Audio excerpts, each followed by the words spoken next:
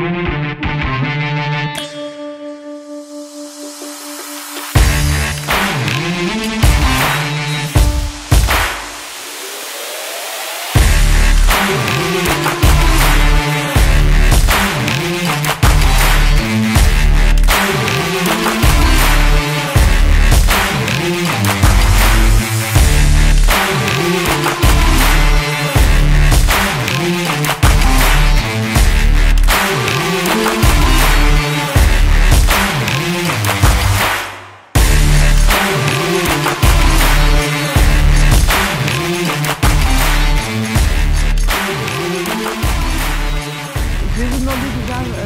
vous présenter, votre nom, votre âge, je veux tout savoir en gros. Donc on commence par qui? Alors déjà on va voir, toi t'es le pilote, oui. Passager. C'est ça. Donc le pilote qui va se présenter. Frédéric Perdereau, 38 ans, 10 ans ça fait 10 ans que je fais du sidecar. Et voilà.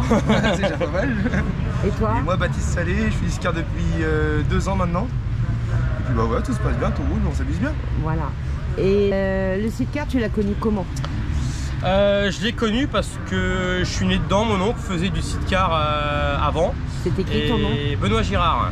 Il a roulé avec Philippe Duchaussal, il a roulé avec des bons pilotes. Et tous les week-ends on le suivait avec mon père et puis bah forcément un jour bah, on a acheté un sidecar et puis on a continué. Et toi?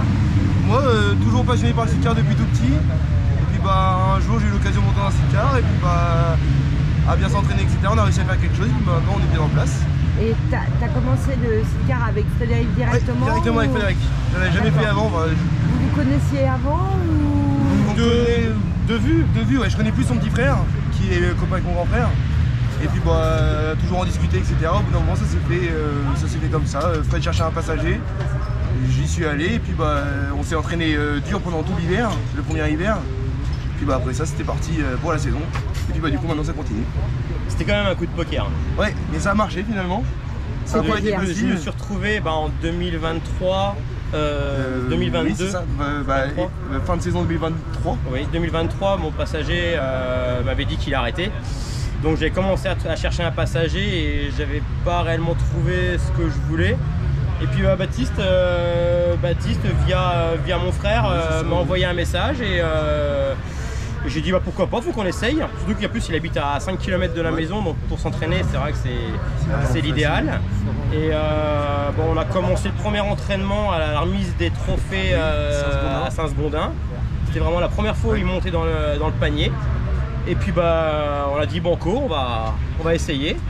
On a eu un hiver qui a été un hiver 2023 qui a été très dur, surtout pour lui. Très dur. Il fallait un peu le mettre au niveau quand même, qu'il apprenne tout. Donc on a fait ça en vitesse grand V. Ouais. Pendant 3-4 mois vraiment à s'entraîner tous les week-ends.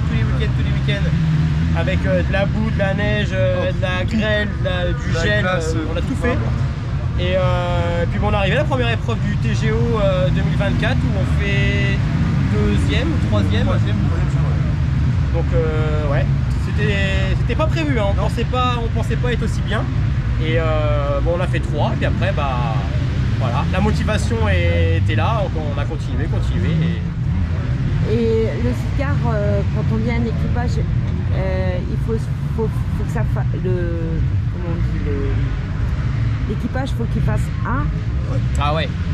Faut bien s'entendre. Ah, faut s'entendre, faut se parler, faut se dire ce qui va, ce qui va pas, etc. Faut bien se parler. Le moindre ressenti, faut le dire parce que un ressenti qui est pas bon, on peut tout de suite perdre une seconde à des endroits où ce serait corrigé, ben ça irait plus vite et avec moins de galère. Vous parlez beaucoup ensemble. Ouais, énormément. Et un ressenti passager n'est pas le même que le pilote et vice versa. Le passager sent des choses que le pilote sent pas forcément et puis le pilote sent des choses que le passager sent pas forcément aussi. Donc bien communiquer c'est quand même très important. On parle beaucoup, Donc c'est ce que vous conseillez Ouais. Et puis après, on parle le ressenti, puis après bah, ça va y aller petit à petit, il n'y a pas de secret. Hein. Des feelings qui se font au fur et à mesure du temps. Par exemple j'ai connu que Fred comme pilote, donc Bah, pour moi, c'est tout ce qu'il fait, c'est logique parce que j'en ai jamais fait avec quelqu'un d'autre. Donc tu t'habitues au pilote, tu sais très bien comment il fait. Chaque pilote a son style de pilotage. Et à force de rouler ensemble, bah, tout se met ensemble. Le championnat, vous avez choisi le TGO, le championnat de France aussi. Pourquoi le TGO? Pourquoi le championnat de France? Parce que le TGO, moi ça fait quasiment 10 ans que je fais du TGO et que je cours après le titre et que on n'a jamais eu la chance de l'avoir. Il y a toujours eu des blessures, il y a eu des adversaires qui étaient plus forts que nous, donc on a fait deuxième l'année dernière. Oui. Et là l'objectif vraiment cette année c'est de gagner. On est tombé quand même sur des adversaires qui sont durs aussi. Mais on leur emmène la vie dure aussi. Ah oui, mais ça fait des belles courses, etc. Ouais. On est en tête du championnat pour le moment, il n'y a que 5 points d'avance. Donc faut pas s'endormir sur ses lauriers et puis faut mettre du gaz. Voilà. J'ai vu que vous aviez fait une épreuve du championnat du monde. Fallait en parler. Hein. Fallait en parler quand même. C'était votre première. Ouais. J'aimerais bien savoir vos ressentis avant le championnat. La semaine avant, par exemple, comment c'était? C'était un mentalement. Grand stress. un grand stress. Plein de questions. Ouais, plein de questions. Moi, je sais que j'ai beaucoup regardé je me fiais beaucoup au chrono du France, au pilote du France qui faisait le mondial pour voir à peu près les temps. Et on se fiait à ça, à voir où est-ce qu'on allait se placer. Et on n'était pas forcément très bien placé, mais bon, c'était à Brou, c'était à 20 minutes de la maison. Ouais. On s'est dit, si ça a à faire, ce sera ce week-end-là, il faut qu'on essaye. C'était une envie que vous aviez tous les deux de... C'était un envie, puis un rêve quand même. Un challenge aussi. Un challenge, un rêve. Le championnat du monde, ça reste le championnat du monde. Tout compétiteur qu'on soit, faire le championnat du monde, c'est le Graal. De rouler avec les tops. C'est ça, on se rend compte qu'on n'est pas les plus rapides, hein, mais de rouler à côté des mecs, quand tu es à côté d'Hermans, Sprunier, Van Luchen, etc., on est sur la même piste qu'eux, en train de faire le même championnat qu'eux, c'est impressionnant quand même. Quoi. Ouais. Et la sensation que vous aviez dans le parc pilote? Alors, moi je suis et le parc fermé. Ouais, alors le parc pilote, on s'est retrouvé tout petit à côté des gros camions. Mais non, ça c'était pas trop dérangeant. Ce qui était le plus, un peu pas stressant mais dérangeant, c'est que moi je suis un grand fan de vidéos, je regarde toutes les vidéos de Grand Prix, de Championnat de France, tout. Et puis là de me retrouver dans le parc fermé avec eux, ouais, ça faisait bizarre. Je trouvais que j'étais pas à ma place. Pourquoi? Parce que c'est tous des grands champions. Ils ont commencé comme vous. Ouais, je sais. C'est sûr. Et c'est en montant les marches que... Ouais, au fur et à mesure que... Oui, c'était quand même une super expérience. Ouais, c'était une expérience de... Les chronos? Alors le samedi, les chronos, c'est pas été ce qu'on était les meilleurs. Non, puis on était dans un groupe très relevé. Ouais, on est tombé dans un groupe où ça roulait vraiment très fort. Et on a réussi quand même à se qualifier de justesse, oui et non. On était qualifié toute la manche. Et à la fin de la manche, on se fait déclasser pour bruit. Donc on est passé en last chance. Et puis voilà, on a quand même décroché le dernier temps chrono, mais on y était. Et pendant les manches? Et pendant les manches, là c'était des manches très longues quand même, parce que 30 minutes plus 2 tours, c'est très long. La première manche, ça a été que du plaisir. Ouais. On a pris un plaisir fou, la piste était magnifique, etc. Cette manche a été plus raide. Vous vous encouragez quand... Physiquement, c'était comment? C'était dur? C'était... Tous les deux très concentrés. Et faire attention à ce qui se passe devant, faire attention à ce qui se passe derrière aussi, parce que on était plus rapides, donc il y a des mecs qui nous ont mis des tours. Et voilà, on voulait pas déranger la bataille en des très rapides. Et puis non, une fois que ça s'est terminé, un grand soulagement et plein de superbes images en tête. Super. Aujourd'hui, on est à Évaillé dans le 72. C'est ça. Les chronos de ce matin, c'était comment? On fait le deuxième temps TGO. Quatrième temps général derrière Stéphane Gouin et puis Jean-Marie Hins. Ouais. Puis bah, les poiriers qui sont dans les poiriers, ouais. Et ouais, bon, après les chronos, c'est jamais trop notre truc. On est long un peu. Enfin, moi, je suis long à me mettre dans le bain. Les chronos, c'est pas trop mon truc, mais après les manches, avec des bons départs, souvent on se rattrape. Moi, je voudrais vous poser une question. Après, c'est mes yeux à moi. Hein. Moi, je vous regarde rouler sur les manches, les courses précédentes. Vous partez super bien. Et au bout d'un moment, alors, est-ce que c'est mes yeux, hein, attention, hein, je ne suis pas là pour juger. Est-ce qu'il y a un moment où vous relâchez?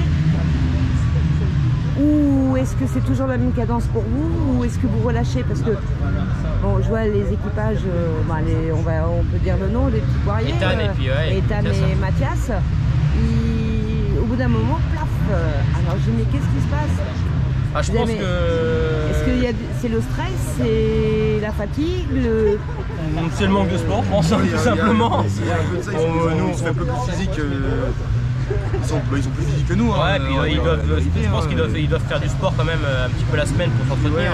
Parfois en milieu de manche, il y a des fois on a un petit coup de mou. Ouais. Ça dépend. Le week-end dernier, c'était quand Jaillard, on a super bien roulé tout le week-end sans coup de mou du coup, parce que il y a la troisième manche où on part un peu plus loin. Et on travaille toute la manche sans jamais baisser de rythme jusqu'au bout. Et on revient pas loin des poiriers aussi au final.